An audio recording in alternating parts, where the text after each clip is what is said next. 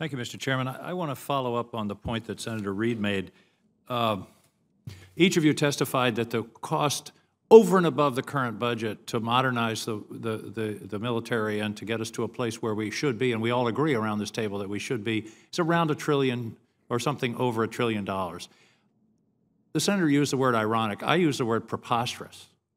That later today or tomorrow, we're going to pass a bill that is going to take between a minimum of $1.5 trillion and probably more like 2.2 trillion, once the cuts are extended, which everyone knows they will be, out of the budget, which I believe will make it flat impossible to do the work that you're suggesting is necessary for us to do. The implications of what we're doing today or tomorrow to trying to achieve the level of defense of this country that you all have told us is absolutely necessary, it just can't happen. And so that's not a question, that's an observation. I want to move now to the question. I'm somewhat astonished and disappointed that not a single one of you talked about anything other than military hardware. Defending the national security of the United States involves a continuum, it seems to me, that goes from diplomacy to war. War is the most expensive and least desirable of those outcomes.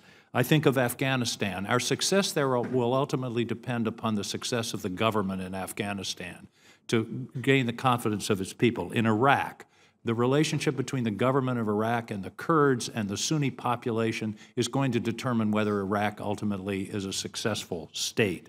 North Korea, the solution to North Korea lies through diplomacy with China. I think everyone appreciates and understands that. The reason that Iran is not North Korea today is because of the JCPOA that was passed 2 years ago. Otherwise, we would be, according to the intelligence services, we would be dealing with an Iran with a nuclear weapon today, about 2 years from when we passed that bill. Israel-Palestine, a major flashpoint in terms of conflict in the Middle East, it's all about diplomacy. Don't we have to talk about that as part of a national defense strategy? This is the tyranny. We're the Armed Services Committee, and we've got foreign affairs, foreign relations, but that's part of the strategy, and I'm very disappointed that isn't part of the discussion. Dr. Carlin talked to me about this. And right now, by the way, under the current dispensation, this part of the strategy, that is diplomacy, is being drastically downgraded. Budgets cut at the State Department. We don't have an ambassador to South Korea, for example, or even a nominee. Dr. Carlin, talk to me about this problem. Sir, unfortunately, you're spot on. When you look at the senior diplomats who have left the State Department in the last year, it's almost equal to about 30% of the U.S. General Officer or Flag Officer Corps. I suspect if about 30% of the general officers or flag officers left, this committee would be having a set of really serious hearings. And unfortunately, that's not just a today problem, that is a real future problem.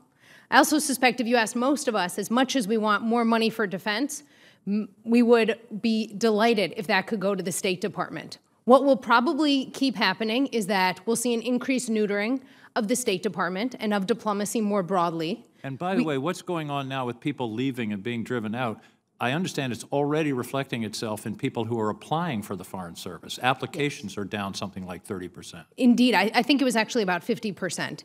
It's pretty substantial. So this has really long-ranging consequences for the future of American national security. As you know, no one takes these jobs for the money. They take these jobs because they want to help make the world better. And if they don't see that opportunity, they'll go do something else. And so it's really profoundly worrying across the board. I think a lot of us aren't really terribly sure what to do about it. But what will likely happen is you will see the State Department get increasingly neutered. Everyone will turn to the Pentagon and ask the military to fill those roles. And the military will salute, and they will try to fill those roles. But they aren't as capable to do so. Moreover, there will be a real opportunity cost because they won't actually be focused on fighting and winning wars or preparing for the future. They'll be trying to be pseudo-diplomats. Well, Dr. Macklin, do you have a thought on this point? No, look, diplomacy is undoubtedly important, and It's not undoubtedly important. It is important. yeah, no, and I worked. I had the pleasure of working for a Secretary of Defense who worked very hard to to increase the size of the State Department. However, diplomacy is much more effective when it's backed by credible military power, right? And nor can diplomacy be a substitute for the military. And I'm certainly not asserting that. Yeah. But what I'm asserting is that if you've got two pieces here, we're talking about strengthening one, and while the other is atrophying before our eyes, and I think that's a serious national security concern. I would agree, and I think it is. Unfortunately, it's been a long-term trend across administrations, both in terms of funding of the State Department, and attracting the best and the brightest. I think it is an issue that needs to be addressed. Thank you. Thank you, Mr. Chairman.